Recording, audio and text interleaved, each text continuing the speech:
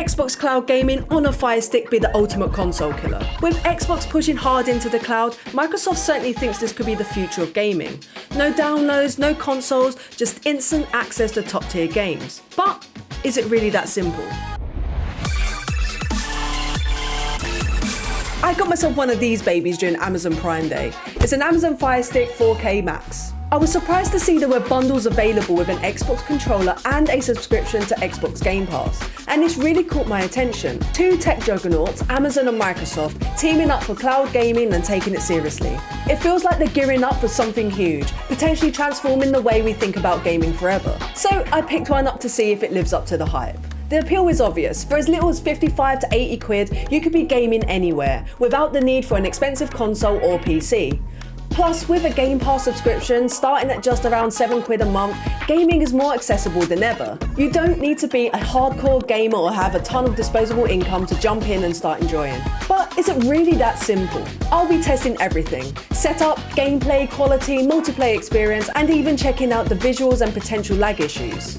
Could this really be the end of traditional consoles, or is it just another tech gimmick? Let's find out. But first, hit subscribe to help me make more videos like this. And comment below if you think the Fire Stick Xbox Cloud gaming combo is going to be any good. First, let's see how easy it is to connect. Out of the box, you've got a Fire TV stick, controller, USB to provide power to the stick, a plug-in USB adapter, and an HDMI dongle thingy if you don't have space at the back of your TV and you don't want it sticking out the back. You can connect it to any TV or display that has an HDMI output, just like so. I've got an LG Ultra Gear gaming monitor which shows up my PC games lovely. It came up nice and easy on my display, ready to go. I quickly connected it to my Wi-Fi and that was the easy bit. What happened next was 3 or 4 updates that required checking for updates, downloading, installing, restarting the Fire Stick and repeat. This must have taken about 10 minutes a pop. Then I was ready to get going. You asked which apps you want to install and I was really surprised to not see anything Xbox on here, so I chose Twitch. I then went to the available apps to find Xbox Cloud Gaming and still nothing. I had to manually search for the name, which blew my mind a bit as Amazon seemed pretty gung-ho about Xbox Cloud Gaming on Prime Day. I got that installed and then lo and behold, I had to do another update for that app to work, which took another 10 minutes to do all the things it needed to do. I also had a bit of a problem logging into my Microsoft account, which you have to do from a phone or PC. It kept trying to send me a verification email, but these never came through and I kept being timed out. Edit, these came through about 20 minutes after I finally managed to log in. Connecting an Xbox game controller was relatively simple, which made me happy. However, I did try to connect my third-party controller for some multiplayer gaming and had absolutely no luck whatsoever, even though I followed some tutorials.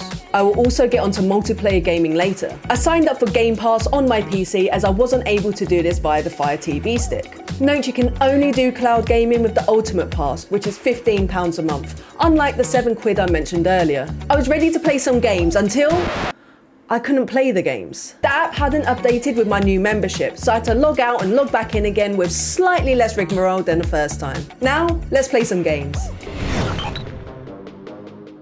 It's so glorious seeing all the games that are available to play on this tiny little stick. There's hundreds to choose from of different genres. I purposely chose a few different games from different genres and styles to give a well-rounded view. The first game I cracked onto was Crash Bandicoot. It's a 3D platformer that I have played and completed before, so I like to think I'm pretty good at it.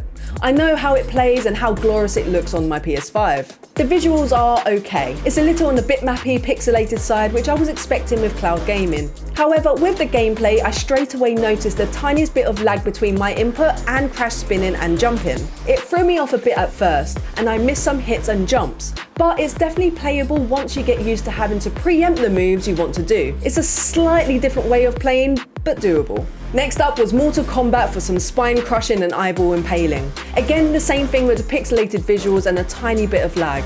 And when I say tiny, I do mean milliseconds, which for some could mean a lot, like if you're a pro FGC competitor.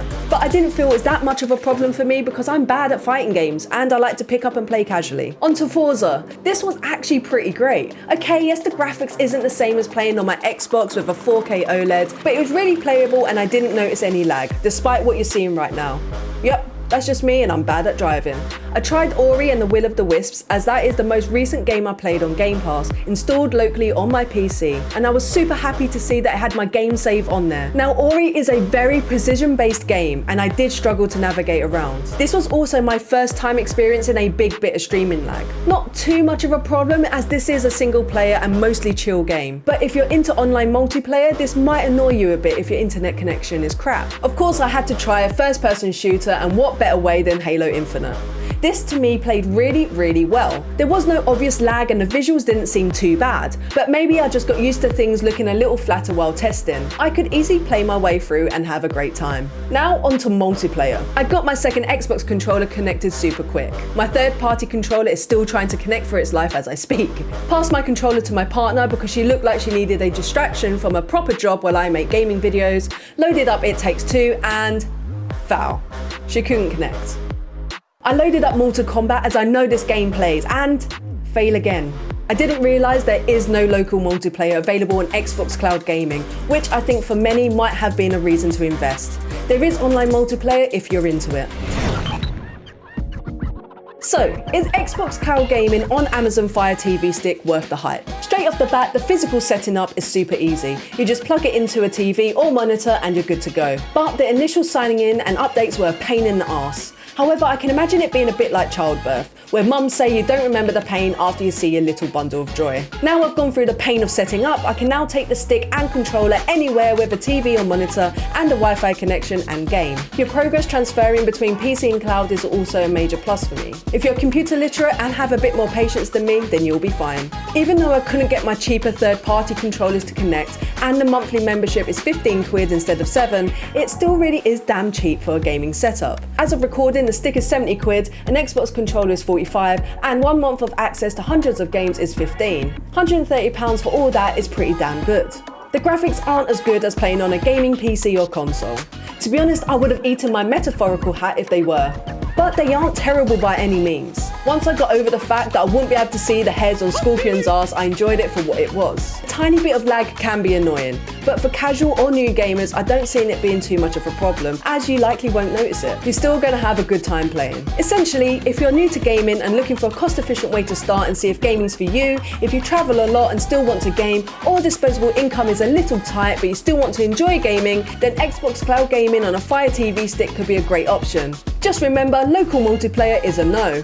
If you're a gaming purist who needs the top-notch graphics, frame rates and responsiveness, then give it a miss. So what do you think? Will you be picking one of these up? Is this the beginning of the end of consoles? Is the way we game going to change forever? Let me know in the comments and hit that sub button, and I'll see you in the next one. Cheers.